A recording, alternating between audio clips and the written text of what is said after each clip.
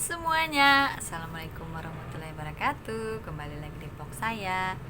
Pada video kali ini kita mau bahas tentang kesalahan apa saja yang dibuat oleh toko pemula. Kalian mau simak sampai habis. Oh ya, sebelumnya buat kalian terima kasih ya sudah nonton video ini. Jangan lupa dipencet tombol subscribe-nya ya, karena kita mau tembusin 1000 subscriber. Oke? 3 kesalahan toko pemula, yaitu yang pertama teman-teman, nggak tahu ilmunya. Jadi biasanya para pedagang pemula itu nggak tahu ilmu dagang. Ilmu dagang itu mencakup banyak hal ya. Yang pertama, mungkin dia nggak tahu cara menentukan harga jual, berapa dia harus ambil keuntungan ya teman-teman. Mungkin ada sebagian orang yang jual barangnya itu terlalu mahal untuk semua produk. Terus mungkin ada juga yang jual barangnya terlalu murah ya teman-teman, harganya itu terlalu murah. Untuk semua item barang itu dimurahin semua, jadi dia ambil keuntungannya cuman sedikit sekali ya. Itu juga salah ya teman-teman. Kalau kita ambil keuntungannya cuman sedikit sekali, kita itu pasti nggak nutup ya. Misalnya di setiap barang itu kita ambil semuanya 500 rupiah semua barang. Kalau barang kita misalnya ada 500 item, berarti 500 item itu untungnya 500 semua. Nggak gitu ya caranya teman-teman.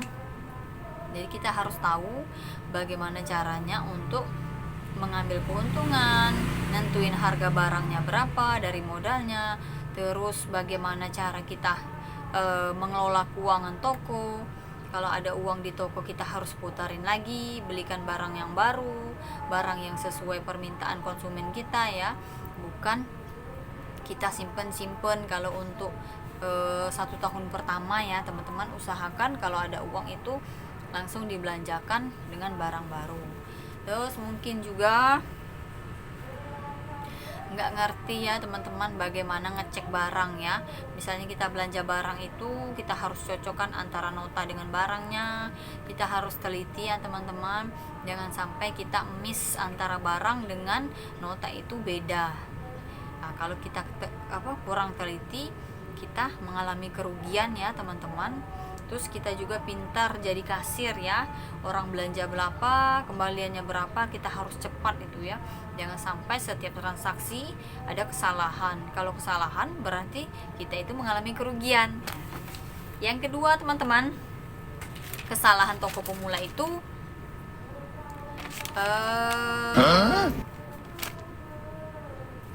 nggak sabaran ya teman-teman.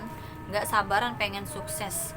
Baru buka toko, berjalan 1 tahun pertama, maksudnya dari 0 bulan sampai 1 tahun pertama, langsung ingin tokonya itu besar, barangnya itu banyak. Jadi nggak sabaran, kita itu langsung pinjam uang bank, pinjam uang rentenir, padahal kita belum paham betul ya teman-teman bahwa omset kita itu sehari bisa dapat berapa, karena kita itu kan baru buka.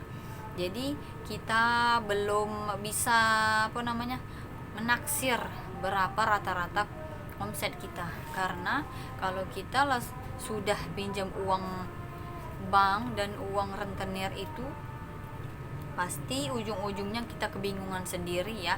Apalagi untuk pemula, rata-rata bingung untuk membayar waktu jatuh temponya.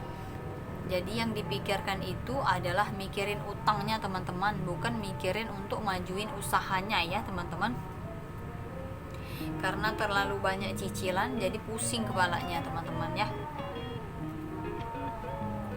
Jadi pusing kepalanya. Makanya disarankan ya untuk toko pemula, jangan dulu ambil pinjaman ke yang tadi saya sebutin, atau jangan dulu terlalu banyak cicilan ya. Ditahan dulu semua kesenangannya, jalani aja prosesnya teman-teman sambil belajar biar tahu ya bagaimana tadi ilmunya ya.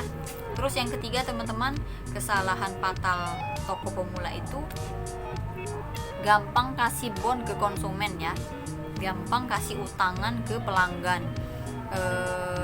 Mungkin yang namanya toko sembako, rata-rata pelanggan itu baik ibu-ibu atau bapak-bapak banyak yang ingin belanjanya itu ngutang, padahal dia itu belanjanya cuman sesekali saja, bukan setiap hari atau bukan langganan.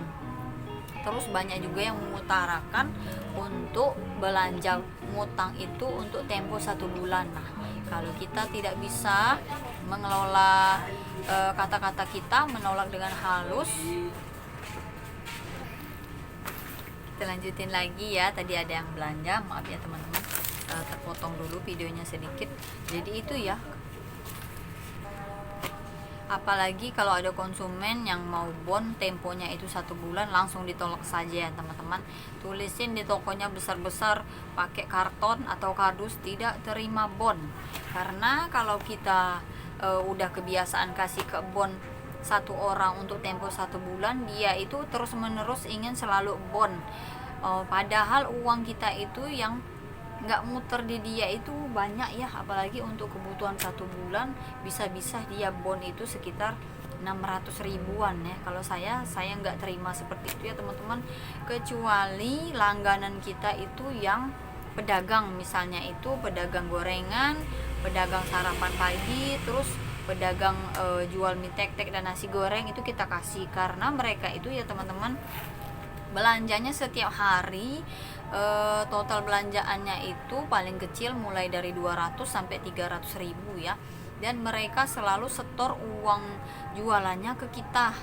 Jadi rata-rata mereka itu kalau pedagang itu insya Allah ya mereka jujur ya, jadi setiap hari mereka selalu setor, besok ambil lagi, terus setor ambil. Nah itu nggak masalah karena itu cuma 1 hari ya. Tapi kalau untuk tempo 1 bulan, saya jamin ya toko yang kasih bon seperti itu pasti tidak akan berkembang dan lama-lama akan bangkrut ya. Jadi jangan sampai hal ini terjadi pada toko kita. Kita itu pengen tokonya itu langgeng, bertahan lama dan sukses ya, omsetnya naik terus, keuntungan yang kita dapat juga lebih banyak. Cukup sekian dulu teman-teman video hari ini. Kalau kalian suka, jangan lupa like, comment, dan subscribe.